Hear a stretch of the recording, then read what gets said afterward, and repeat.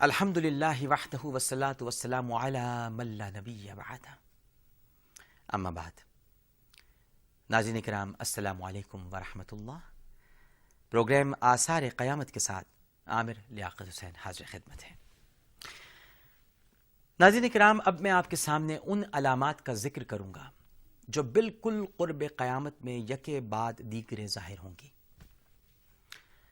عالمگیر نوعیت کے غیر معمولی واقعات ظہور پذیر ہوں گے، لہذا ان کو علامات کبریٰ کہا جاتا ہے۔ مثلا ظہور امام مہدی، خروج دجال، نزول عیسیٰ علیہ السلام، یاجوج ماجوج کا نکلنا، آفتاب کا مغرب سے طلوع ہونا، دعوت الارض اور یمن سے نکلنے والی آگ۔ جب اس قسم کی تمام علامات ظاہر ہو چکیں گی تو کسی وقت بھی اچانک قیامت آ جائے گی۔ علامات کبریٰ میں کیا ہیں علامات؟ انہیں جاننے کے لیے ہمیں صحیح مسلم کی ایک حدیث پڑھنا پڑے گی، اس کو جاننا ہوگا، اور وہی رہنمائی کرتی ہے۔ حضرت حذیفہ بن اسید غفاری رضی اللہ تعالی عنہ کہتے ہیں کہ ہم لوگ قیامت کا ذکر کر رہے تھے کہ رسول کریم صلی اللہ علیہ وآلہ وسلم نے ہماری طرف جھانکا اور فرمایا، تم لوگ کس چیز کا ذکر کر رہے ہو؟ لوگوں نے عرض کیا، یا رسول اللہ صلی اللہ علیہ وآلہ وسلم، ہم قیامت کا ذکر کر رہے ہیں۔ آپ صلی اللہ علیہ وآلہ وسلم نے فرمایا، قیامت اس وقت تک نہ آئے گی جب تک کہ تم 10 نشانیوں کو نہ دیکھ لو گے۔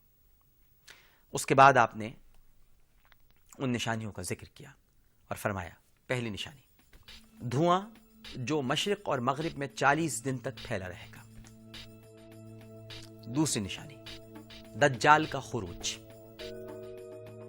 تیسری نشانی، دعوت الارض کا خروج، جو کہ 60 گز لمبا عجیب الخلقت چوپایا ہوگا، جو زمین سے نکلے گا اور لوگوں سے باتیں کرے گا۔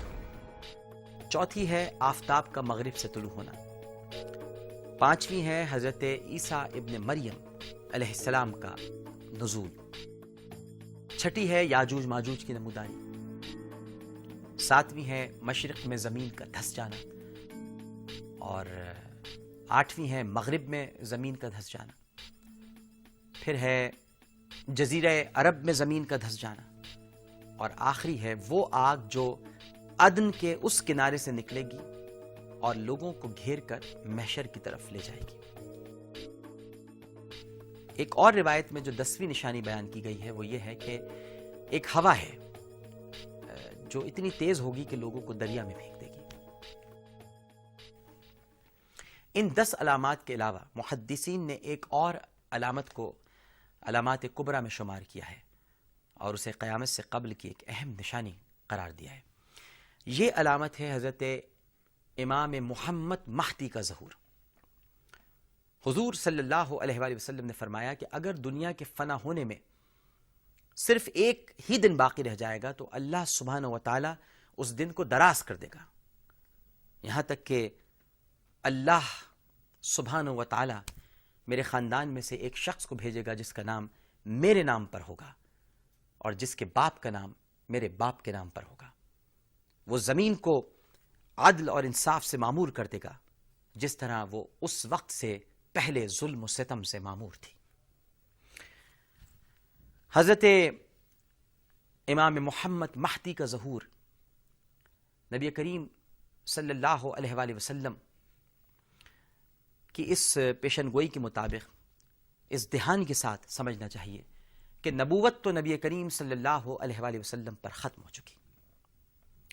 لا نبی بعدی، اب کوئی نبی نہیں آئے گا، کوئی نبی نہیں آ سکتا، کوئی مسیح موعود نہیں ہے، کوئی آپ جانتے ہیں کون کون جو بنے پھرتے ہیں، کوئی گروپ نہیں ہے، کوئی گروہ نہیں ہے، کوئی ایسا مرکز نہیں ہے جہاں سے خلافت بٹ رہی ہو اور وہ نبی بن کر، خلیفہ بن کر گفتگو فرما رہے ہوں۔ ایسا کچھ بھی نہیں ہے، کوئی نبی نہیں آئے گا۔